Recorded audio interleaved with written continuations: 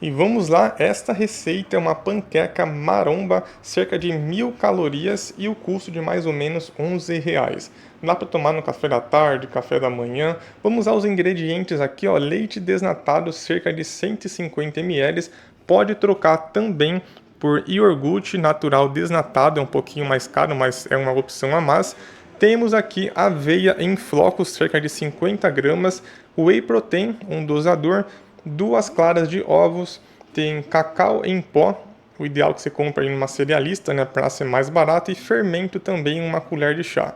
Para a parte do recheio, temos aqui um biscoito, dá para vocês comprarem aquela de maisena também, que ela é doce, que é melhor, abacate, uma fruta, e para mexer 50 ml de leite.